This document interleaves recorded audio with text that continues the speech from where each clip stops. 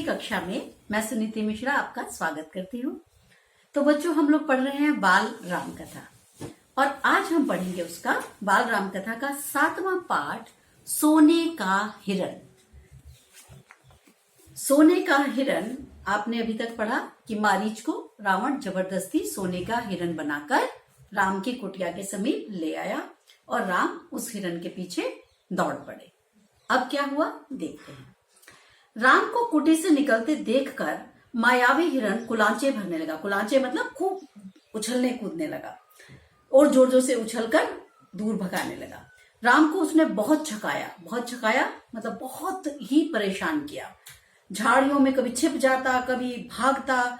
वो राम को उनकी कुटिया से बहुत दूर ले गया। यही उनकी योजना थी। राम जब भी उसे पकड़ने का प्रयास करते वह भागकर दूर चला जाता। हिरण चालाक था, पर वह इतनी दूर कभी नहीं जाता था कि राम की पहुंच से बाहर जा सके। कहीं ये ना हो राम पीछे चले जाएं, वापस चले जाएं। राम के सारे प्रयास विफल हुए। वे हिरण को नहीं पकड़ पाए। उन्होंने उसे जीवित पकड़ने का विचार त्याग दिया। उन्होंने धनुष उठाया, निशाना साधा और एक बाण उस पर छोड़ दिया। बाण लगते ही हिरण बहुत जोर से चिल्लाया और बोला, हा सीते, हा लक्ष्मण। और अजीब बात यह थी कि उसने अपनी आवाज भी राम जैसी बना ली थी, क्योंकि मायावी था ना, वो कैसे भी वेश धारण कर सकता था। और ध्वनि ऐसे लग रहा था मानो राम को बाण लग गया हो, वह सहायता के लिए पुकार रहे हो। बाण का प्रहार गहरा था। मारीच उसे बहुत देर तक सहन नहीं कर पाया। वह छटपटाता रहा और बहुत जल्दी ही उसके प्राण पखेरु उड़ गए। रावण एक विशाल वृक्ष के पीछे खड़ा था। वह प्रसन्न था कि उसकी चाल सफल हो चुकी थी। मारीच ने तो अपनी भूमिका बड़ी अच्छी तरह निभा दी थी। अब उसने सोचा कि चलो अब मैं भी आगे का काम शुरू करता हूं।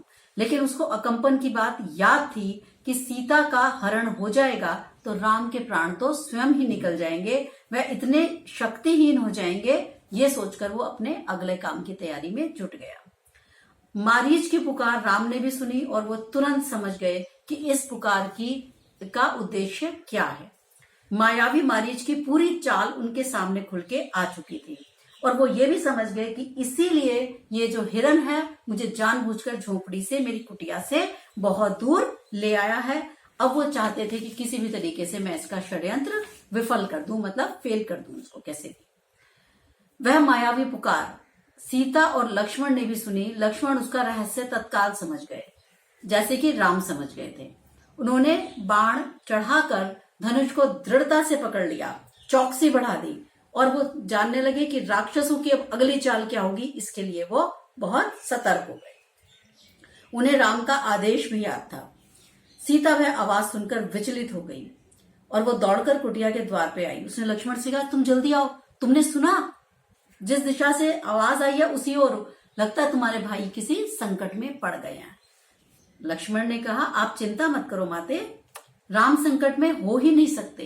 एक्चुअली राम का कोई कुछ भी बिगाड़ ही नहीं सकता। मायावी राक्षसों की ये चाल है, मुझे कुटिया से दूर ले जाने के लिए आप इस चाल में मत फंसो। उन्होंने सीता को मना किया। सीता क्रोध से उबल पड़ी। लक्ष्मण का इस घड़ी शांत होना उन्हें बिल्कुल अच्छा नहीं लगा। राम की आवाज सुनकर भी वे यहीं खड़े रहे, सहायता के लिए नहीं गए। सीता को इसके पीछे लक्ष्मण का कोई षड्यंत्र दिखने लगा।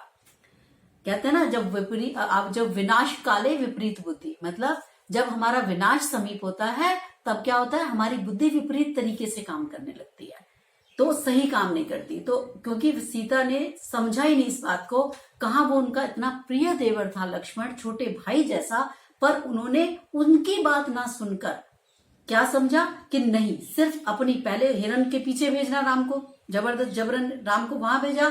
उसके बाद लक्ष्मण के बार बार मना करने पर भी कि ये राक्षसों से भरा हुआ है वन, फिर भी उन्होंने लक्ष्मण को बुरा भला कहना शुरू कर दिया। उन्होंने कहा, तुम तो ये चाहते हो कि राम न रहे, मारे जाएं, ताकि राजपाट उन दोनों का हो जाए, तुम दोनों का हो जाए और रास्ते का कांटा निकल जाए। उन्होंने कहा, लक्ष्मण बोले कि आप इस बात को समझने की कोशिश करो। लेकिन वे बोली, नहीं, तुम्हारा मन पवित्र नहीं है, तुम्हारे मन में पाप है। मैं समझ सकती हूँ तुम अपने भाई की सहायता के लिए क्यों नहीं जा रहे। सीता की बातों से लक्ष्मण को बहुत दुख पहुंचा। उनका हृदय छलनी हो गया। वे बोले, यद्यपि वे सीता की पीड़ा समझ रहे थे, वो जान रहे थे कि हाँ, जो मेरी भाभी है, सीता माँ है, वो बहुत दुख में है, परेशान हो रही है अपने पति राम के लिए। लेकिन फिर भी उन्होंने कहा, देवी, राक्षसों का छल है, खरदूषण के मारे जाने से वो बौखला गए हैं, हमसे बदला लेना चाहते हैं, तो मुझ पर विश्वास करो, राम को कुछ नहीं होगा। सीता का क्रोध और बढ़ गया। क्रोध से उनकी आंखों में से आंसू बहने लगे और उन्हें यह भी लग रहा था कि कहीं लक्ष्मण की बात सही ना हो। डर तो रही है वो अंदर से, लेकिन राम को कुछ ना हो जाए। राम के प्रति जो उनका अनन्य प्रेम है वो उन्हें बाध्य कर रहा था कि वो लक्ष्मण को किसी भी प्रकार से राम के पीछे वन में भेज दें। उन्होंने कहा, राम से बिछड़कर यही जान दे दूंगी, लक्ष्मण तुम उन्हें लेकर आओ। अब लक्ष्मण राम के लिए ही राम की आज्ञा का उल्लंघन कर रहे थे। उन्होंने सीता को प्रणाम किया और वे राम की खोज में निकल पड़े। यहाँ एक और प्रसंग है बच्चों कि उन्होंने लक्ष्मण रेखा खींची थी, लेकिन आपकी पुस्तक में वो नहीं है। मेरे ख्याल से बहुत सारे बच्चे तो परिचित होंगे, और लक्ष्मण रेखा तो मतलब इतनी प्रसिद्ध है, लेकिन इस पुस्तक में उसका जिक्र नहीं है। तो कहते हैं कि लक्ष्मण ने वहां एक रेखा खींच दी थी कि इस रेखा के पार मत आना, लेकिन इसमें उसका जिक्र नहीं किया गया है। आगे चलते हैं। लक्ष्मण के जाते ही रावण आ पहुंचा, तपस्वियों जैसा जटाजूट। अब रावण सीता ने साधु समझकर उसका स्वागत किया। उन्होंने कहा, उसने सीता का परिचय प्राप्त करने के बाद कहा, सुमुखी, मैं रावण हूं, राक्षसों का राजा, लंका अधिपति। मेरा नाम सुनने से भी लोग थरथराने लगते हैं, लेकिन तुम सुंदरी हो, सबसे अलग हो। मैं तुम्हें अपने साथ ले जाने आया हूं। अब तुम मेरे साथ रहोगी सोने की लंका में मेरी रानी बनकर। सीता क्रोधित हो उठी, बोली, मैं प्राण त्याग दूंगी, तुम्हारे साथ नहीं जाऊंगी। मैं राम की पत्नी हूं, वो बहुत बलशाली है, चले जाओ यहां से, वरना वो तुम्हारा सर्वनाश कर देंगे। सीता की बातों को रावण ने अनसुना कर दिया और खींचकर उन्हें अपने रथ में बिठा लिया। अब सीता राम और लक्ष्मण को पुकारती रही, रावण के चंगुल से छूटने का बहुत देर तक प्रयास करती रही, लेकिन हुआ क्या कि वह सब व्यर्थ हो गया। रथ लंका की ओर उड़ने लगा। रास्ते में सारे पशु पक्षियों, पर्वतों, नदियों इत्यादि से कहती जा रही थी, अरे कोई राम को बता दो, पर्वतों राम को बताओ, रावण ने मेरा अपहरण कर लिया है। तभी इनकी पुकार किसने सुनी? गिद्धराज जटायु ने, जो भी उनको वन के मार्ग में मिले थे। उन्होंने जब सीता का रोना सुना तो वे तुरंत उन्होंने रावण के रथ पर हमला कर दिया। पर रावण तो बहुत शक्तिशाली था। यद्यपि इन्होंने जटायु ने रावण का रथ तोड़ दिया। क्रोध में रावण ने उसका पंख काट दिया। घायल होकर जटायु धरती पर गिर पड़ा। रावण का रथ टूट गया था। अब वह सीता को अपनी बाहों में ही दबाकर दक्षिण की ओर उड़ने लगा। सीता किसी भी तरह राम के पास सूचना पहुंचाना चाहती थी, इसलिए उन्होंने क्या किया, अपने गले से, कानों से, हाथों से आभूषण उतार उतार कर फेंकने शुरू कर दिए। उन्होंने सोचा, ये आभूषण वानरों से शायद राम को मिल जाए तो मेरी सूचना उनको प्राप्त हो जाएगी, उनको ढूंढने में आसानी होगी मुझे कि मैं किस दिशा में जा रही हूं। कुछ ही समय में रावण लंका पहुंच गया। वह हर तरह से सीता को प्रभावित करना चाहता था। वह अपने अंतःपुर में गया और सीता को राक्षसियों की निगरानी में छोड़कर बाहर निकल गया। कुछ देर बाद फिर रावण सीता के पास आकर बोला, तुम मेरी पत्नी बन जाओ, तुम्हें 1 वर्ष का समय देता हूं, निर्णय तुम्हें करना है, मेरी पत्नी बन जाओ, अन्यथा जीवन भर विलाप करती रहोगी, जीवन भर रोना पड़ेगा तुमको।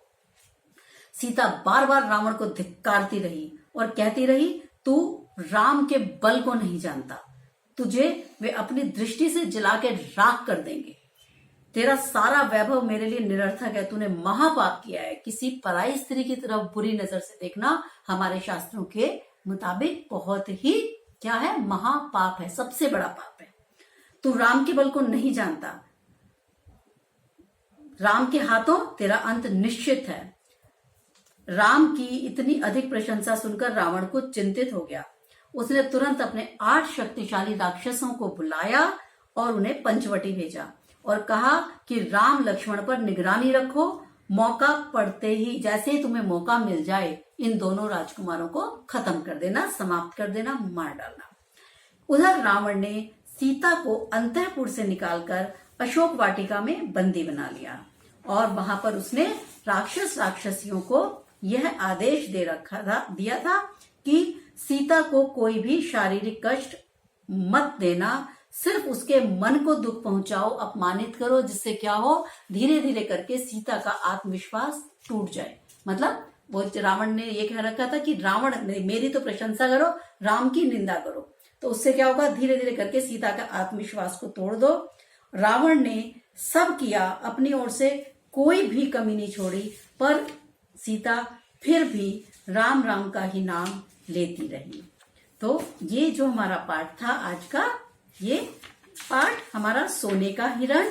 इसमें बच्चों जो आपसे प्रमुख रूप से पूछा जा सकता है, मैं आपको बहुत थोड़ा सा फिर से बताना चाहूंगी। जैसे रावण प्रसन्न क्यों हुआ था? रावण प्रसन्न इसलिए हो गया क्योंकि मारीच के साथ वो अपनी चाल चलने में सफल हो गया था। और सीता ने अपने आभूषण क्यों फेंके? सीता ने जंगल में अपने आभूषण क्यों फेंके होंगे? इसलिए जिससे कि राम को उन्हें ढूंढने में सहायता हो जाए। उनका अनुमान था कि जो वानर है वो उनके आभूषण राम के पास तक किसी भांति पहुंचा देंगे। रावण ने सीता को कहाँ रखा होगा? अंतःपुर में, अशोक, और बाद में अशोक वाटिका में बंदी बनाकर रखा।